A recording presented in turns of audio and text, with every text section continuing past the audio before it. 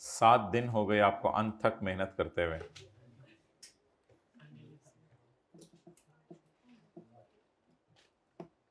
Company law की class कब है पहली? 22 को है ना, तो ठीक है, कल फिर इंशाल्लाह हम जो है वो जोहर के बाद एक नशिस्त रखेंगे जिसमें हम IS 38 के कुछ पास पेपर कर लेंगे। तो कल ज़रा तैयार होके आइएगा, रिक्शे वाले को कह दीजिएगा मुझे जोहर के 1 घंटे बाद लेने आए। 1:45 से 2:45 कर लेंगे, कुछ पास पेपर की प्रैक्टिस कर लेंगे। इसका मतलब ये नहीं कि नॉर्मल क्लास नहीं होगी। ओके ठीक है, रिक्शे वाले अंकल को क्या बताना है आपने? मुझे 2:45 पे आके मेरा इंतज़ार करना शुरू कर दीजिएगा। जब मुझे छोड़ा उन्होंने तो मैं आके बैठ जाऊंगा। अच्छा जी, वेबसाइट कॉस्ट्स निकाल लें या कट लें, जो भी आप मुनासिब समझें लफ्ज़। कितने लोगों ने छुट्टी की थी लेकिन लेक्चर ऑनलाइन ले लिया है? हाथ खड़ा करें जी। इंशाल्लाह ऑनलाइन अपलोड करना बंद कर दिया जाए मेरे भाई। इस फैसिलिटी को लोग यूज नहीं कर रहे, मिस यूज कर रहे हैं। मिस का नाम मिस यूज कर रहे हैं। पेज 229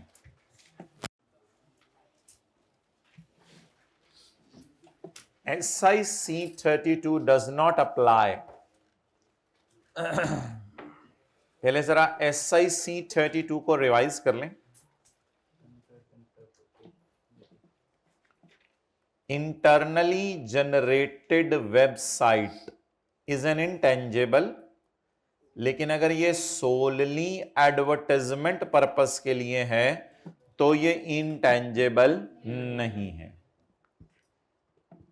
दूसरी बात,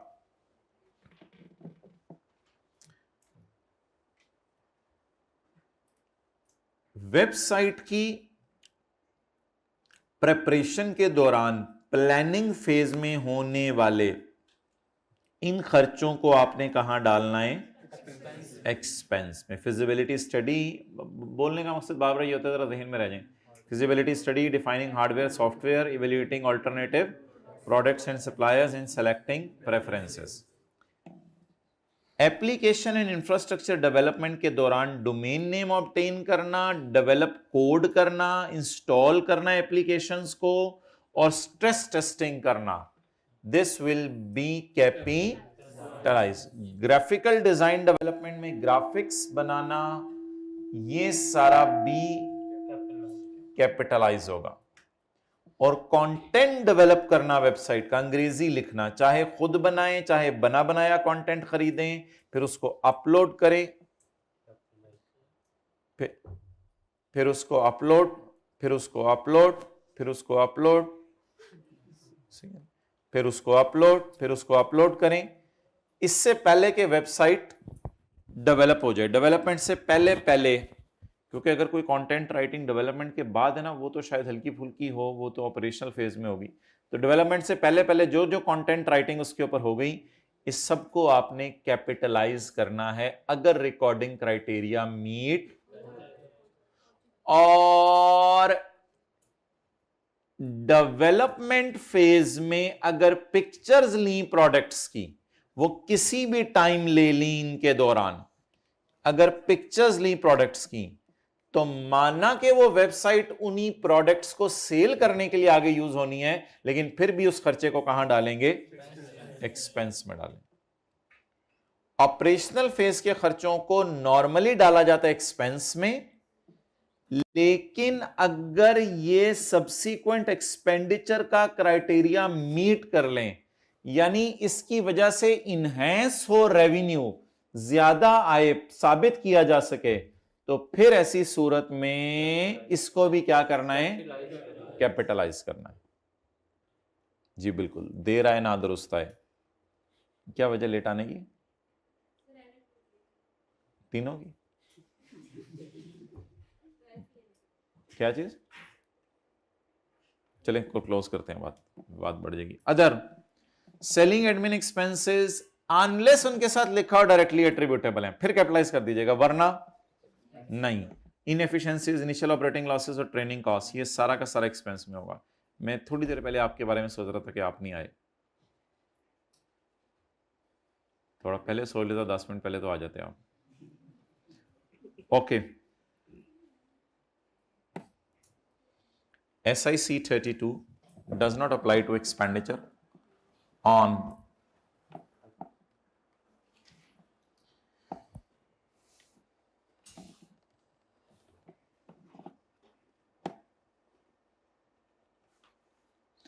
देखिए, एक होती है सर्वर बाजी, वो हमारे गांव में रहती थी, उनकी बात नहीं हो रही, बात हो रही है आज वेब सर्वर की, जहां पे इंफॉर्मेशन स्टोर होती है। परचेजिंग, और अगर आप इतने साइंसदान हैं तो डेवलप कर लें, खुद बना लें। परचेजिंग, डेवलपिंग और बाद में ऑपरेट करना हार्डवेयर को। कौन सा hardware? Purchasing hardware, developing hardware, operating hardware. Hardware पे तो इंटेंजिबल्स का चैप्टर नहीं लगेगा ना। Purchasing hardware, developing hardware, operating hardware, यानी web server, production server, staging server. ये प्रोडक्शन सर्वर, स्टेजिंग सर्वर भी वेब सर्वर टाइप ही चीजें होती हैं। ये कोई आपके स्कोप के एतबार से इतना इंपॉर्टेंट चीज नहीं है, बस वेब सर्वर की आपको मेथोडोलॉजी पता होनी चाहिए। वेब सर्वर एक बड़ी सी मशीन होती है जो कमरे में स्टैंडिंग एसी की तरह, जो होता है ना स्टैंडिंग एसी, तो स्टैंडिंग एसी की तरह खड़ी होती है मशीन, और इसका काम यह होता है कि वेब ब्राउजर, यूजर, मैं और आप वेब सर्वर को रिक्वेस्ट भेजते हैं तो ये हमें रिस्पॉन्ड करता है। वेब सर्वर में डेटा स्टोर कौन करते होंगे? डॉलेंस वाले। डॉलेंस वाले इसमें डेटा स्टोर करते होंगे। डॉलेंस वाले फिर अपने कंप्यूटर बंद करके चले जाते हैं। हम रात को भी वेब सर्वर को एक्सेस कर सकते हैं। और इंटरनेट कनेक्शन खरीदना, इंटरनेट कनेक्शन खरीदना तो IS 16 में जाएगा। अगर इंटरनेट डिवाइस आपको 10,000 15,000 की मिली है तो वो भी IS 16 में जाएगा। तो हार्डवेयर्स के खरीदने और बनाने के ऊपर ये चैप्टर नहीं लगता, और ये कहां चला जाएगा? IS 16 में। इसीलिए कल की क्लास में जो हमने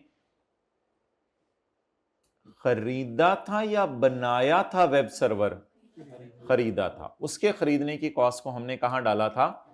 IS 16 में। नेक्स्ट, इंटरनेट का बिल जो आप पे कर रहे हैं वो सारा का सारा एक्सपेंसेस में जाएगा, उसका भी इस चैप्टर से कोई ताल्लुक नहीं। When an entity incur expenditure on internet service providing hosting the entity's website, जो हमारी वेबसाइट को होस्ट कर रहा है, हमारी वेबसाइट पे जब लोग एक्सेस करते हैं तो इंटरनेट प्रोवाइडर अगर उसमें कोई हेल्प कर रहा है तो वो जो इंटरनेट प्रोवाइडर को हम फीस दे रहे हैं, this expenditure is recorded as an expense, जैसे जैसे हम इंटरनेट प्रोवाइडर की सर्विस लेंगे। तो इंटरनेट बिल मुराद है इससे, इंटरनेट का बिल। वैसे भी ये रेवेन्यू नेचर का खर्चा आपको पता है, जैसे जैसे इंटरनेट का बिल पे होगा वैसे वैसे खर्चों में रिकॉर्ड होगा। ओके, नेक्स्ट,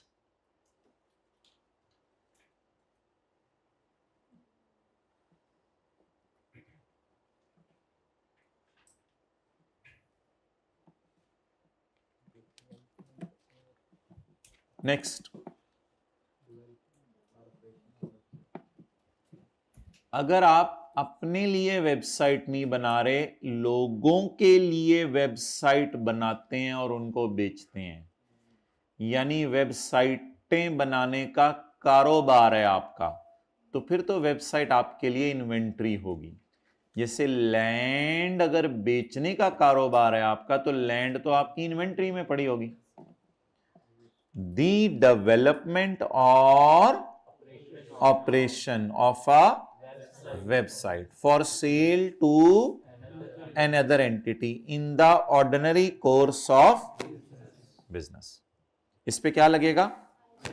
जब तक आपके पास पड़ी हुई IS 2 लगेगा, जब सेल करने का टाइम आएगा तो IFRS 15 लगेगा। IFRS 15 में हम रेवेन्यूज को डिस्कस करेंगे। तो जब तक आपके पास पड़ी हुई इन्वेंट्री है, जब सेल करने का टाइम आएगा तो IFRS 15।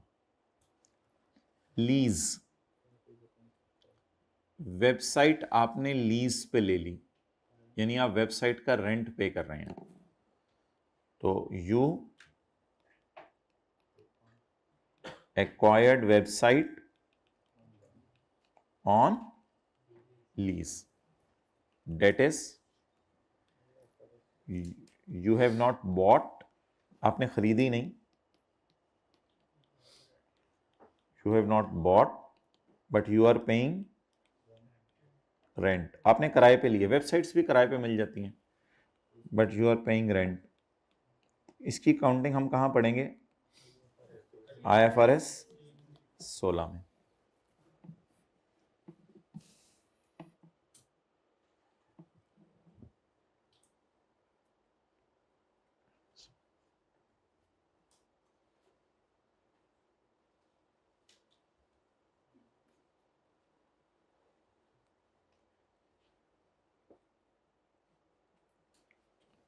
ओके,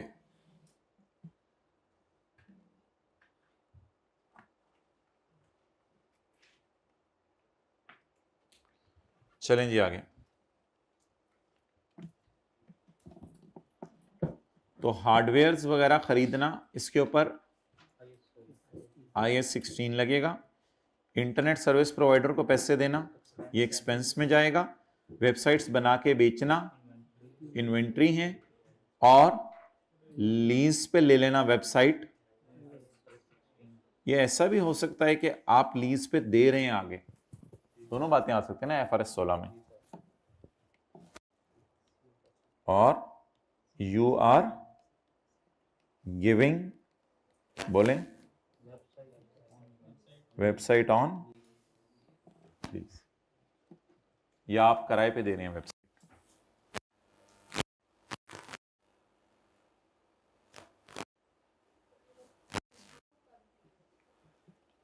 नहीं, ये फिर IFRS 16 अगर आप लीज पे दे रहे हैं तो, ये लीज का स्टैंडर्ड पढ़ेंगे तो पता चल जाएगा। Okay, next.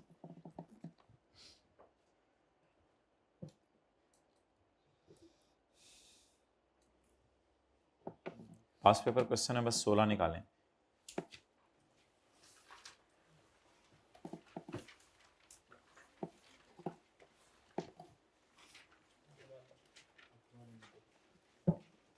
अच्छा, इसको अब होमवर्क समझे, मतलब टेस्ट समझे, 1-2 मिनट में आपको दे रहा हूं। मैं पास पेपर का क्वेश्चन 16 खोल लूं या वेबसाइट कॉस्ट वाला सफा खोल लूं? वेबसाइट कॉस्ट वाला सफा मेरा पूरा नहीं खुलेगा, इसलिए मैं क्वेश्चन 16 खोल रहा हूं। आप वेबसाइट कॉस्ट वाला सफा बेशक उंगली निकाल के खोल लें, पेज 230। 2-3 मिनट में आपको दे रहा हूं, रीड आउट कर लें।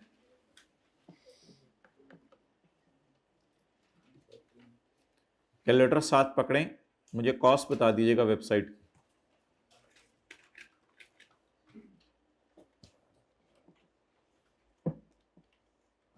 वेरी इजी माय डियर, अल्हम्दुलिल्लाह यू कैन डू इट।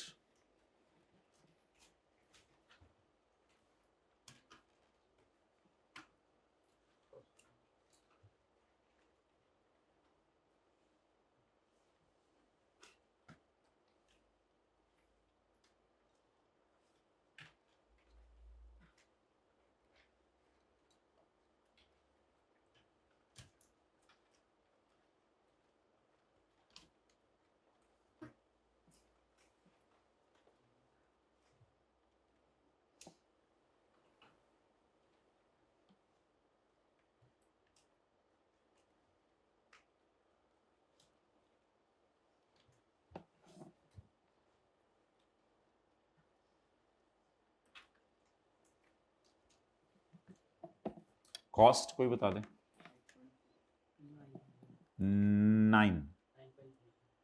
9.3 जी। नेक्स्ट।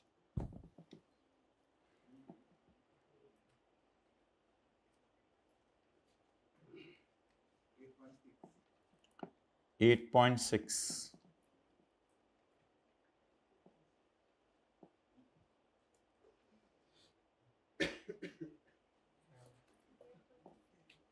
8.6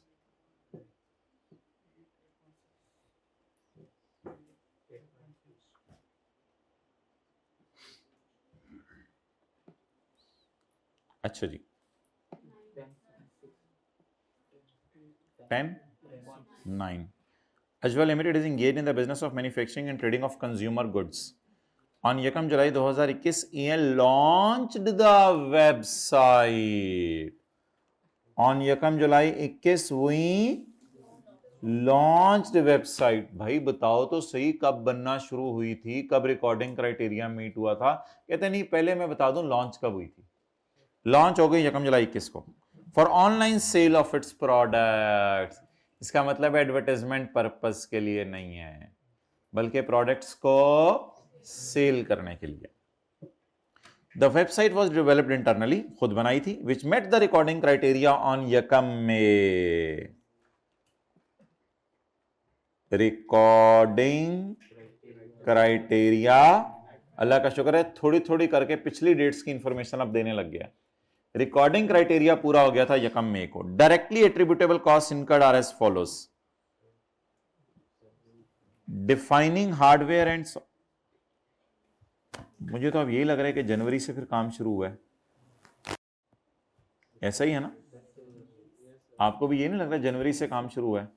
जनवरी 2021। कुछ और लग रहा है तो बता दें, वरना फिर मैं तो बस डिसाइड कर लिया कि जनवरी से काम शुरू हुआ है। उसने बताया नहीं था कब काम शुरू हुआ है, उसने आप बता दिया कि काम कब शुरू हुआ है, जनवरी से।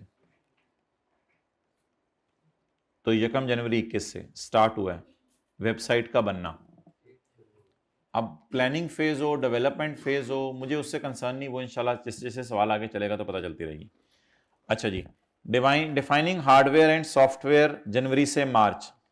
अच्छा, इस लाइन का क्या मतलब है? Star, all cost were incurred throughout the mentioned period, throughout the mentioned period.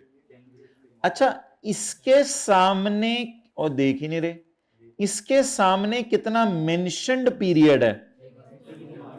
अगर आपने जनवरी का खर्चा निकालना है तो डिवाइडेड बाय 3/1 निकालेंगे। वो मुझे नहीं पता कि इसको डिवाइड करके मल्टीप्लाई करना है या नहीं करना, लेकिन मेरा कहने का मतलब यह कि डिवाइडेड बाय 12 टाइप नहीं है ये चीज। अगर इस खर्चे को आपने तोड़ना हुआ तो डिवाइडेड बाय 6 करेंगे, अगर इस खर्चे को आपने तोड़ना हुआ तो डिवाइडेड बाय 2 करेंगे। इस लाइन का मतलब आपको समझ आ गया कि ऑल कॉस्ट्स, ये मतलब होता है ना ऑल कॉस्ट का, all costs were incurred evenly throughout the mentioned period. जो जो इनका पीरियड मेंशन है उतने उतने अरसे में ये इवनली हुई हैं। यानी अगर 0.5 3 महीने की है तो 0.5 डिवाइडेड बाय 3 1 महीने की है। 0.6 अगर जो है वो 6 अगर जो है वो 6 महीने की है तो 1 महीने की 1 है। ये मतलब है इस बात का। तो ये बड़ी इंपॉर्टेंट बात थी, और ये बात ऑल कॉस्ट्स के लिए थी। बाई जनवरी फरवरी मार्च में प्लानिंग फेज चल रही है। तो जब जनवरी फरवरी मार्च में प्लानिंग फेज चल रही है, डिफाइनिंग हार्डवेयर एंड सॉफ्टवेयर, इसको कहाँ क्या करेंगे? एक्सपेंस में डालेंगे। और जो कैपिटलाइज करना है वो 0 है। सैलरीज एंड जनरल ओवरहेड्स,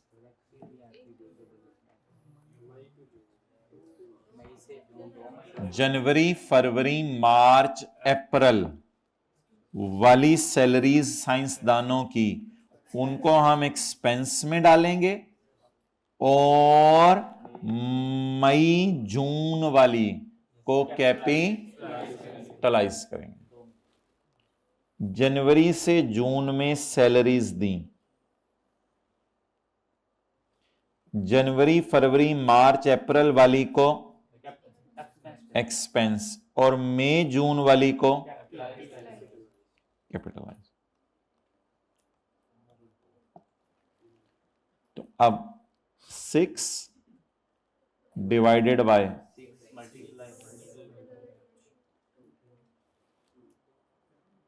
2, यानी कैपिटलाइज 0 रुपीज करने हैं और 2 रुपीज करने हैं। बाकी एक्सपेंस में भी कुछ जाना है, वो भी मैंने लिख रहा। Done. Development of content May June, development of content, O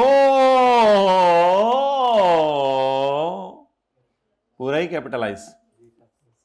content development development of content. तो ये कौन सी फेज चल रही है? और क्राइटेरिया रिकॉर्डिंग मीट हो चुका है, इसलिए इसको भी कहां डालेंगे? कैपिटलाइज करेंगे। Registering website with search engines,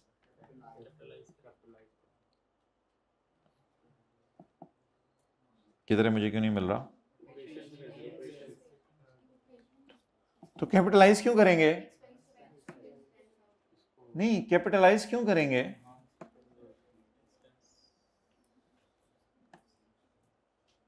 नहीं, इनहांस वाला तो सवाल वाजे बताया करेगा, सवाल वाजे बताया करेगा कि ये सब्सिक्वेंट एक्सपेंडिचर का क्राइटेरिया मीट कर रहा है और इसकी वजह से हमारी सेल एनहांस होगी और ये हुआ है वो हुआ है। ये जनरल रूल लगाना है, जनरल रूल है एक्सपेंस व्हेन इनकर्ड। अगर सवाल बता दे अच्छा इसका जो रिकॉर्डिंग क्राइटेरिया वो जनरल नहीं है, इसका रिकॉर्डिंग क्राइटेरिया सब्सिक्वेंट एक्सपेंडिचर वाला है, और सब्सिक्वेंट एक्सपेंडिचर ये होता है कि वाजे तौर पे पेपर में लिखा हुआ आएगा कि if we register the website with our search engines then this subsequent expenditure will enhance our future economic benefit। अगर इस तरह की कोई लाइन नहीं आ रही और वैसे ही उसने लिखा हुआ है मीट्स द रिकॉर्डिंग क्राइटेरिया, तो वो मीट रिकॉर्डिंग क्राइटेरिया वाली बात नहीं देखनी, यहां इनहैंस का लफ्ज ढूंढना है या सब्सिक्वेंट एक्सपेंडिचर का क्राइटेरिया मीट हो रहा है उसका लफ्ज ढूंढना है। ये जनरल रिकॉर्डिंग क्राइटेरिया नहीं है, सब्सिक्वेंट एक्सपेंडिचर का रिकॉर्डिंग क्राइटेरिया है। तो बाय डिफॉल्ट इनको कहां डाला करना है?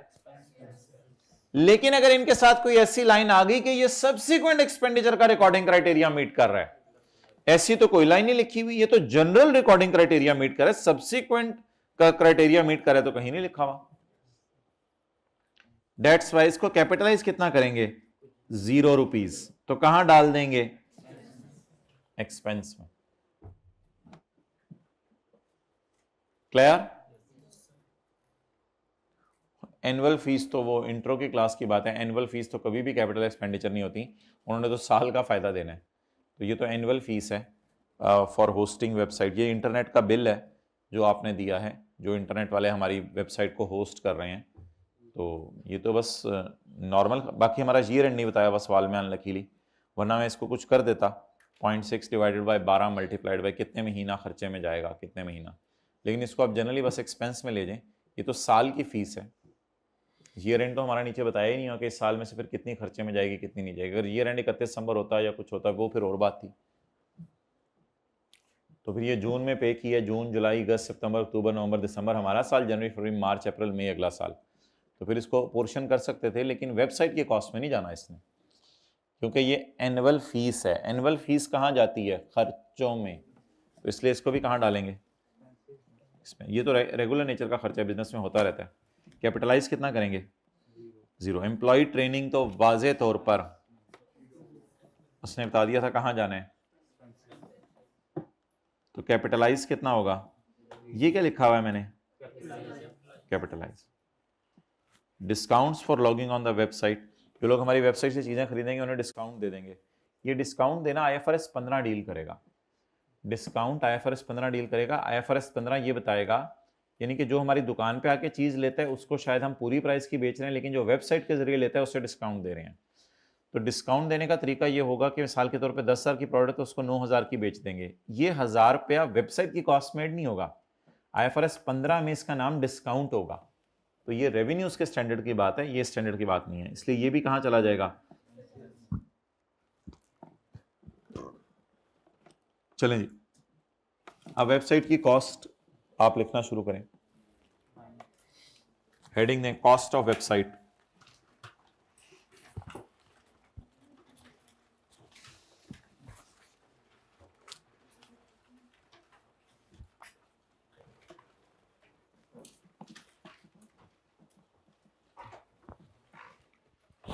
उसमें हेडिंग दें पहली सैलरीज फ्रॉम, समझ आ गया ना? इसी तरह डब्बा बना देना, सैलरीज फ्रॉम बोलें, चलें यार मैं बना देता हूं, छोड़ें। Salaries from May to June कैसे निकालेंगे? 6 divided by 6 months multiplied by अब समझ आ गया, आगे बना लेंगे खुद ही। Salaries from May to June. आगे my dear, development of content, इसमें अरसा लिखने की जरूरत नहीं। कंटेंट डेवलपमेंट, जी बोलें। 7 जी। 9 वाले हाथ खड़ा करें, 9 वाले, वेल डन।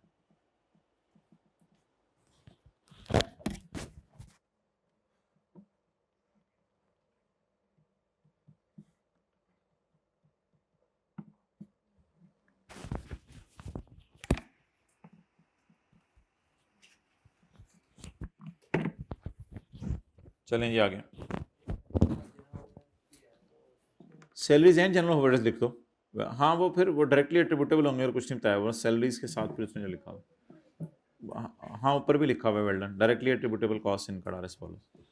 अच्छा माय डियर, अब मुझे ये बताएं कि सवाल की दूसरी रिक्वायरमेंट क्या है। नॉट इंक्लूडिंग, नॉट इंक्लूडिंग तो बहुत ज्यादा है। ये 0.5 भी नॉट इंक्लूडेड है, इसका 4 भी नॉट इंक्लूडेड है, ये वाला 1 भी नॉट इंक्लूडेड है, ये वाला 0.6 भी नॉट इंक्लूडेड है, 1.5 भी नॉट इंक्लूडेड है, 2 भी नॉट इंक्लूडेड है। इसकी क्या बतानी है, रीजंस। चलें आप एक एक हेडिंग देके बताना शुरू करें।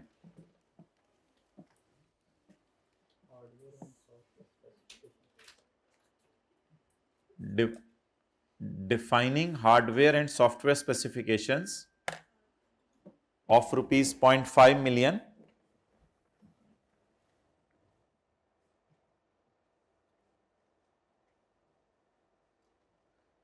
relates to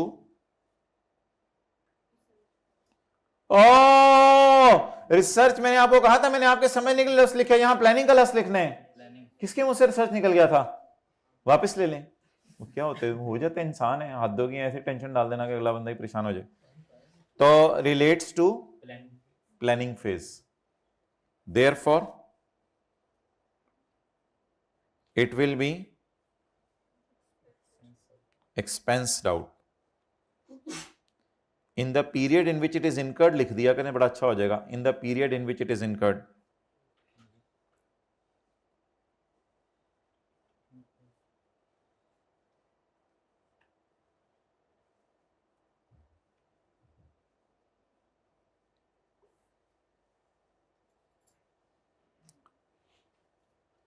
salaries and general overheads from January to April,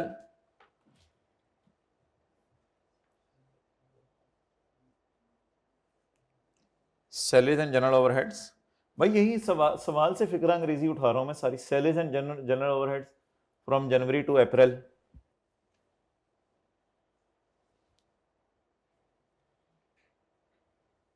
amounting to rupees 4 million।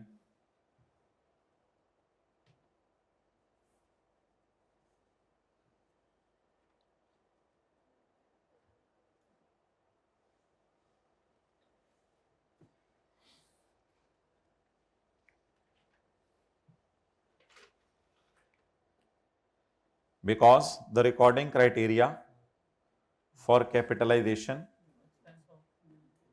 were expensed out। नहीं लिखवाया मैंने, will be expensed out, will be expensed out because recording criteria of capitalization of intangibles was not met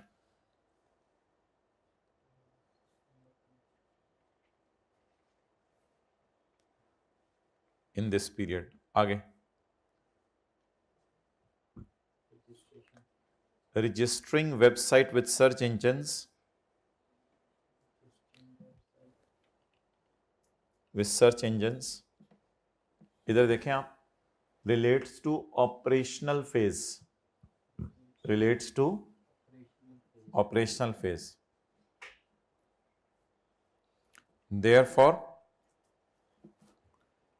it will be expensed when it is incurred।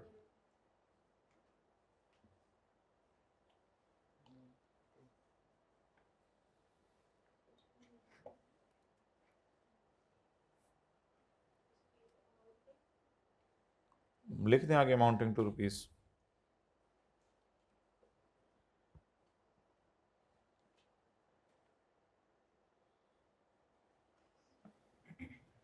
Next, annual fees for web hosting is a revenue expenditure and will be charged to P&L. Annual fees for web hosting of rupees 0.6 million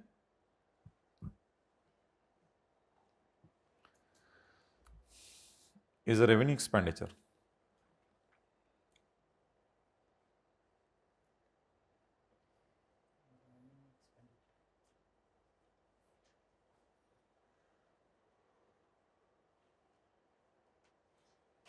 And will be charged to P&L. आगे लिखा या करेंगे in the period in which is incurred. अच्छा जी, next, employ, बस इसमें लिख सकते हैं IAS 38, yes SAC 32, IAS 38 prohibit the capitalization of employee training costs.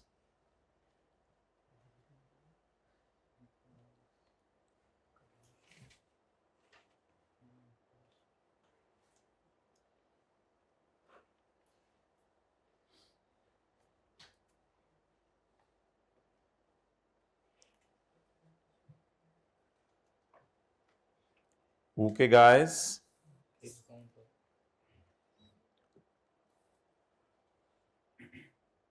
Discount जो ऑफर किए जाते हैं ना, ये तो डेवलपमेंट के बाद किए जाते हैं। तो discount offering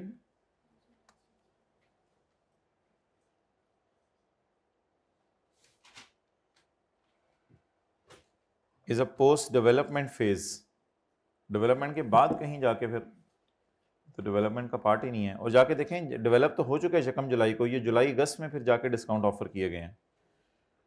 discount offering is a post development phase, therefore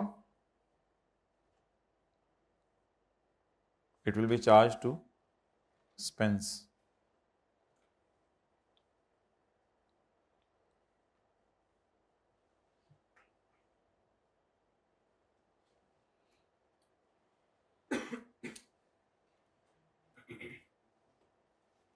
Okay guys,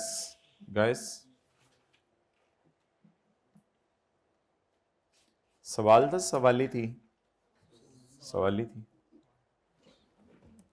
और जिन्होंने 9 पकड़ लिया था उनको बाकी तो लिखने में मेरे ख्याल से पासिंग मार्क्स से सवाल में वैसे ही आ जाने थे। शुगल था सवाल में, ये जो अंग्रेजियाँ लिखनी थी तो वैसी थी। सर इंग्लिश का सवाल भी आ सकते पेपर में, सर कितने नंबर का आ सकते सर? 100 नंबर का पेपर आ सकता है थ्योरी का, कोई मसला नहीं। इसमें क्या मसला है, जो चीज़ें वैसे करते हैं वो वैसे कर लेंगे। 100 नंबर का थ्योरी का पेपर आ सकता है जी।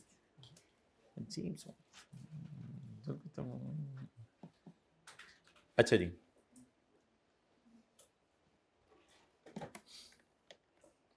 साथ वाले को मुस्कुरा के देखें। आज एक मजे की चीज बतानी है। दांत अंदर रखें अपने, दांत अंदर है नहीं। दांत वाला और बगैर दांत वाला लड़ रहा था। बगैर दांत वाला कह रहा था ये चबा चबा के खाना खा गया सारा, और वो कह रहा था ये निगल निगल के खा गया, इसने ज़्यादा खाया है। अच्छा, पेज नंबर 228, आज आपके नोट्स में लिखा होगा पेज 228 बॉक्स एट टॉप, इस तरह लिखा होगा पेज 228 बॉक्स एट टॉप। एक कॉन्सेप्ट आपको देना है जी रेजिडुअल वैल्यू का। ये नोट्स तो 10-12 सफ़े हैं हाइब्रिड में, इन पे तो नहीं है, तो बुक ले ली हुई है लोगों ने काफ़ी अरसे की, तो बुक में है चीज़ें। उठ के अब दूसरी रो में चले जाएं जिनके पास बुक है, या फिर कुछ करें इस तरह। अच्छा, अब सवाल माय डियर ये राइज हो रहा है कि रेजिडुअल वैल्यू क्या लेनी चाहिए इन केस ऑफ इंटेंजिबल्स। तो जनरल रूल है जी, इनटैंगिबल्स की टांगे नहीं होती, इसलिए इनकी रेजिडुअल वैल्यू 0 लेनी चाहिए। लेकिन 2 सूरतों में इनटैंजिबल्स की रेजिडुअल वैल्यू ले सकते हैं। 2 सूरतों में इनटैंजिबल की रेजिडुअल वैल्यू ले सकते हैं। अच्छा, अब ये 2 बातें अलग अलग हैं। एक बात मैंने आपको जबानी बताई भी, अभी पढ़ाई नहीं, वो कुछ और बात है, वो है कि इनटेंजिबल को रीवैल्यूएशन मॉडल में कब लेके जा सकते हैं। वो मैंने आपको बताया था कि इनटेंजिबल को रीवैल्यूड मॉडल पे, रीवैल्यूएशन मॉडल पे उस वक्त लेके जा सकते हैं जिस वक्त एक्टिव इसके अलावा उसको रीवैल्यू नहीं कर सकते। लेकिन रेजिडुअल वैल्यू में थोड़ी रिलैक्सेशन है। रेजिडुअल वैल्यू दो सूरतों में ले सकते हैं सवाल में। पहली सूरत, अगर कोई थर्ड पार्टी कमिट कर दे, कमिट मींस वादा कर दे, एग्रीमेंट कर ले, अगर कोई थर्ड पार्टी कमिट कर ले कि इसकी लाइफ के एंड पे, यूजफुल लाइफ के एंड पे मैं आपसे आके ले लूंगा, फिर क्या टेंशन है, फिर तो कोई मसला नहीं, फिर वही उसकी रेजिडुअल वैल्यू है। अगर कोई थर्ड पार्टी कमिट कर दे, अगर थर्ड पार्टी नहीं कमिट करती तो उसकी एक्टिव मार्केट होनी चाहिए जहां जाके आप बाजार में बेच सकें। फॉर्मूले आप बाजार में नहीं बिकते, पेप्सी वाला अपना फॉर्मूला बाजार में बेचे, कोई एक्टिव मार्केट नहीं है जहां सुबह शाम बायर्स आ रहे हो, फॉर्मूला ले लो, फॉर्मूले दे दो, ऐसी कोई जगह नहीं है, सॉफ्टवेयर की है। तो या कोई थर्ड पार्टी कमिट कर दे मैं इतने में ले लूंगी, या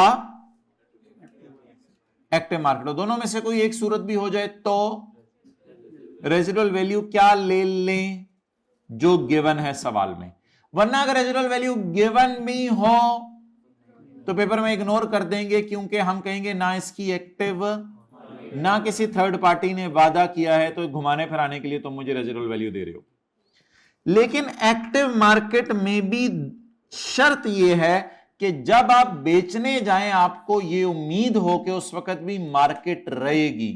पता चले आपने उसको बेचने जाना है 5 साल बाद और एक्टिव मार्केट पाकिस्तान से 1-2 साल में लोग कह रहे हैं खत्म हो रही है, अब ये चीज बाजार में नहीं है, तो एक्टिव मार्केट में बहुत ज्यादा बायर सेलर कम आने लगे हैं, तो लोग आहिस्ता आहिस्ता दुकानें बंद कर रहे हैं, 1-2 साल बाद मार्केट नहीं रहनी, तो फिर क्या फायदा एक्टिव मार्केट का।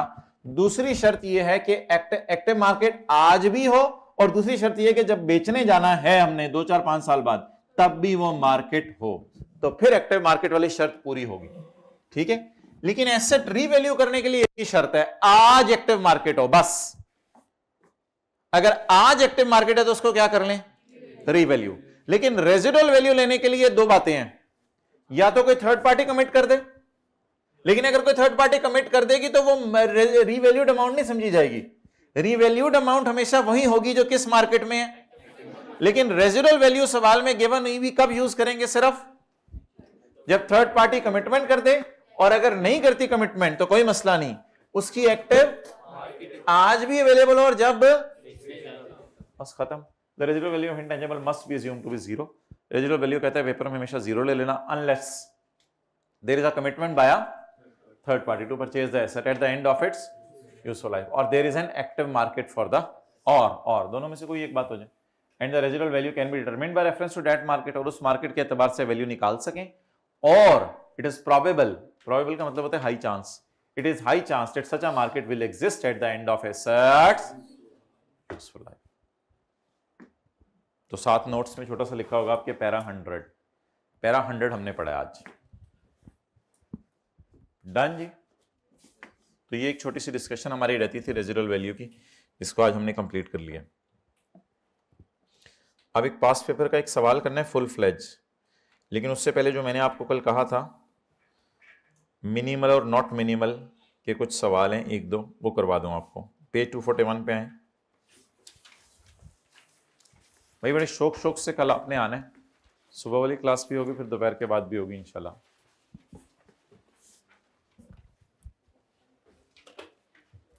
पॉज करना। अच्छा, हद होती है। We obtained a license for 2 years। हमने एक लाइसेंस लिया है कितने साल के लिए, 2 साल के लिए। We obtained a license for 2 years। हमने एक लाइसेंस लिया है 2 साल के लिए। Page number 241।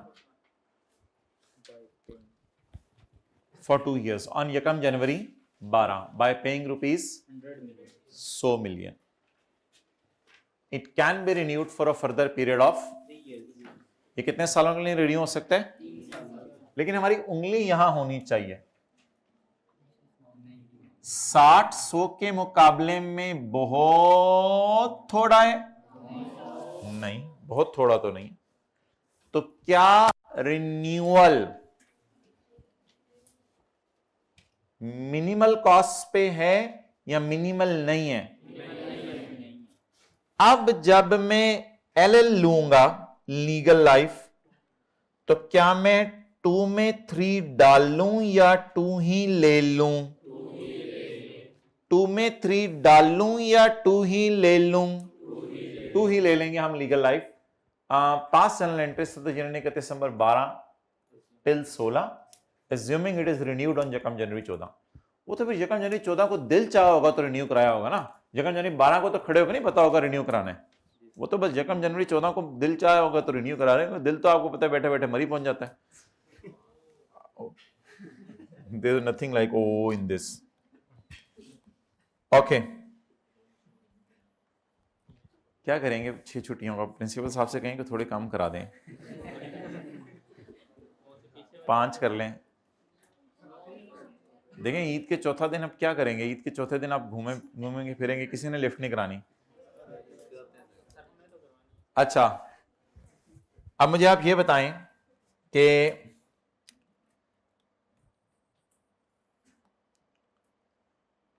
रिन्यूअल हो गई 2 साल बाद, इस बहस को छोड़ें। मुझे बताएं, जब मैं यकम जनवरी 12 पे खड़ा था, तो यकम जनवरी 12 पे खड़े होकर मुझे पता था रिन्यूअल महंगी होनी है, तो मैंने लीगल लाइफ 2 साल ली होगी या मैंने लीगल लाइफ जो है वो 5 साल ली होगी? 2 साल।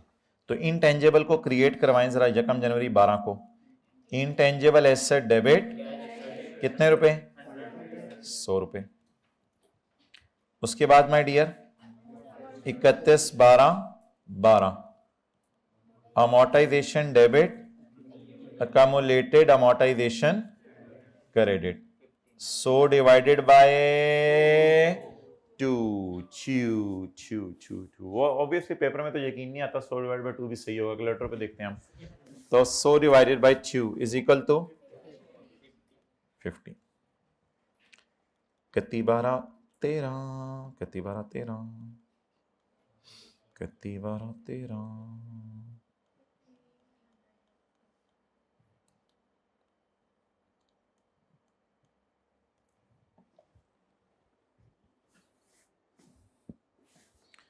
यकम जनवरी 14 की सुबह बेगम ने पूछा, सरताज किधर जा रहे हो? सरताज बोला, लाइसेंस रिन्यू करवाने जा रहा हूं। बेगम ने पर्स से निकाल के 60 मिलियन दे दिया। ज्यादा हो गई, 60 मिलियन। इकाई दहाई सैकड़ा हजार 1000 लाख 10 लाख करोड़ 6 करोड़ रुपया। अच्छा, अब मुझे आप ये बताएं कि यकम जनवरी 14 को मैं इसलिए इस साइड पे एंट्रीज नहीं कर रहा कि आपने भी इस साइड पे करनी है, मेरे पास उधर जगह खत्म हो गई है, तो मैं इसलिए इस साइड पे आ रहा हूं। अब यकम जनवरी 14 को लाइसेंस रिन्यू कराया, क्या एंट्री होगी? Intangible debit. ये मेजर कॉस्ट है, इसको नहीं एक्सपेंस में डालना, अच्छी खासी कॉस्ट है 100 के मुकाबले में। Intangible asset debit cash credit. अब पुत्र इसने कितना अरसा हमारे साथ रहने हैं? रिन्यूअल ने कितना अरसा हमारे साथ रहने हैं? 3 साल। अब क्या करें? Amortisation debit, accumulated amortisation credit. 60 divided by 3 calculator के बगैर 20 कति 12 15 जी 20 कति 12 16 कितना? 20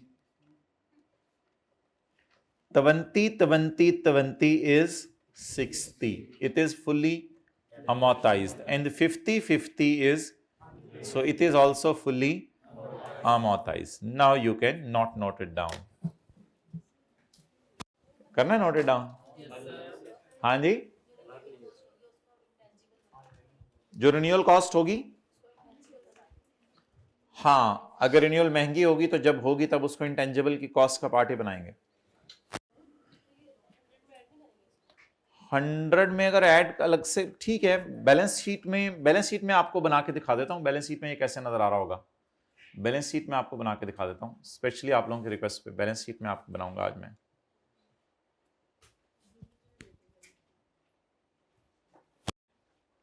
नोट हुआ है या करना है? हुआ है, इट्स हाइंड ऑफ एनीथिंग। पूरी किताब हुई हुई है, जाएं।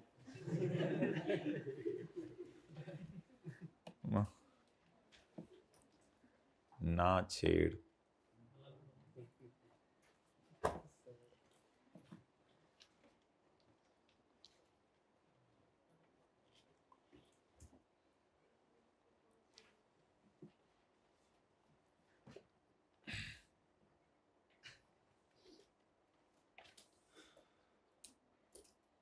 पेपर में जजमेंट यूज करेंगे कि कैपिटलाइज करनी है?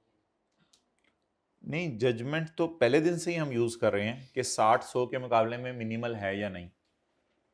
ये तो वही बात है ना। अगर मिनिमल है तो क्वेश्चन 7A।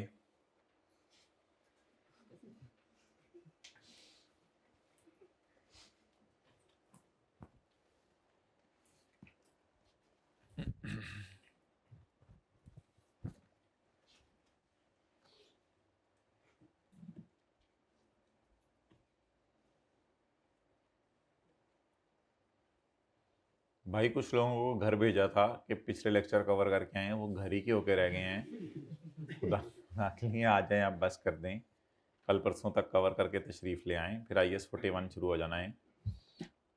मज्जें, गायें, बकरे, भैंस, छतरे, डोंकी, मोंकी, स्नेक। ओके,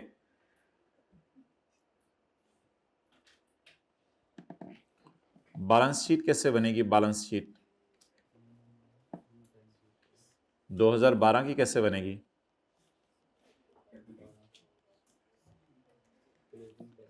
100 रुपए का था, कितना अमोर्टाइज हो गया था? 50। 2013 में 100 रुपए का था, कितना अमोर्टाइज हो गया था? 100। बीवी मर गई थी, शादी कर लो, हद होगी। इसी तरह की बातें मजे हैं। लेकिन अब आपने डिस्पोज नहीं करना है एसेट को, क्योंकि एसेट आपके पास ही है। 100 में कितना डाल दें?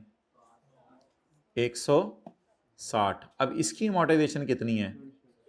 120। बीवी दोबारा आ गई, 40, 100।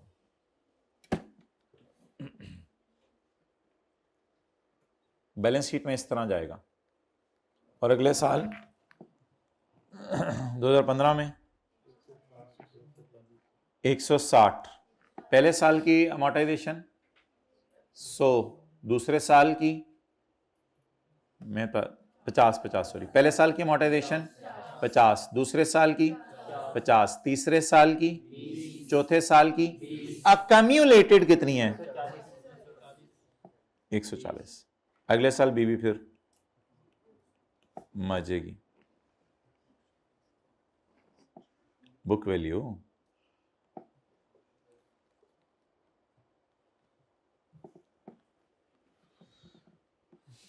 अल्लाह सबको ने एक पार्टनर। अच्छा जी, भाई मैं कोई बात कर रहा था, आपने सुन ली? सॉरी।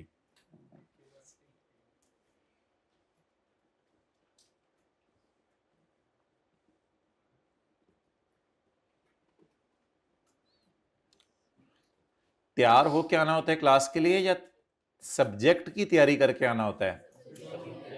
दोनों करके आना। ठीक है, प्रायोरिटीज बदल गई हैं हम लोगों की। Question number 7A।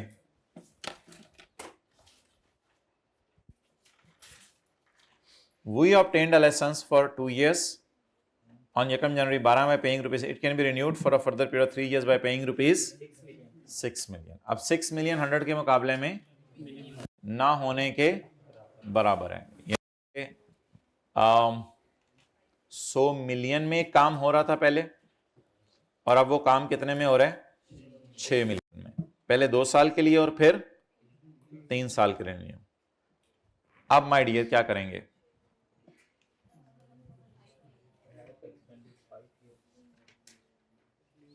अब पहले दिन से ही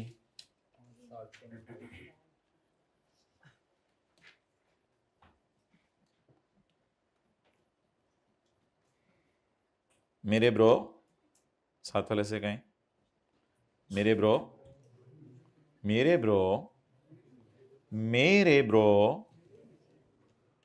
अब पहले दिन से ही जो लीगल लाइफ होगी वो 2 जमा 3 लेंगे या 2 लेंगे? 2 जमा 3, 2 जमा 3 comes to, well done, keep it up.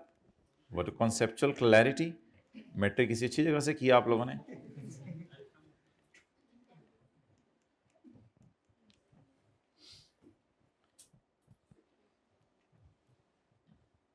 Maths पढ़ा था आपने पीआरसी में?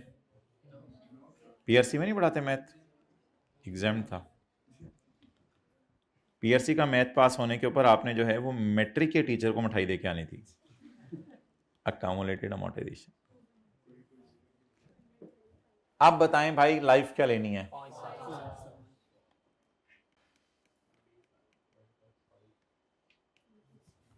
वी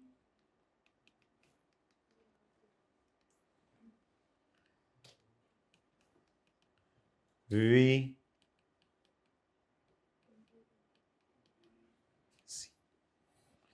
ए बी सी किथे गई सी, सॉरी वी कितने साल अमोर्टाइज हो गया?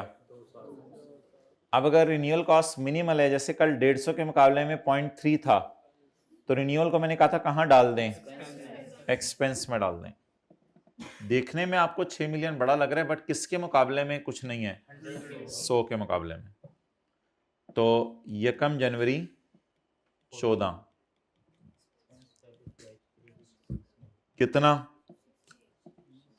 6। इसकी तस्वीर भेज दें मुझे, 6। अच्छा जी, अब 31/12/14 को क्या करें? 31/12/14 को 100 जमा 6 को करें अमोर्टाइज। क्यों? 6 तो कैपिटलाइज ही नहीं हुआ ना, 6 तो एक्सपेंस में चला गया। अच्छा, वो 100 उधर ही खड़ा है, इसको लिटा दें 20 से। Amortisation debit, accumulated amortisation 100 divided bye, इधर अब अमोर्टाइजेशन में फर्क नहीं आएगा क्योंकि वो एक्सपेंस में चलेगी ना। जो बीच की चीज आई उसको हमने डस्टबिन में फेंक दिया है। 6 को 31/12/15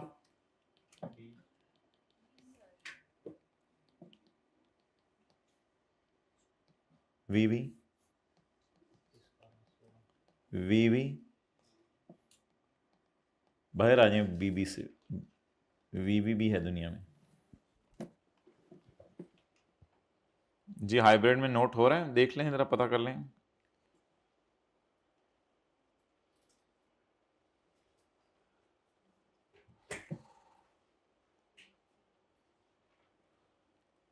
ये ग्रुप में इतनी ज्यादा छुट्टियों का मैसेज कर दिया आपने, 29, 30, 31, महीना भी 31 का, यकम 2, 3। चलो खैर है।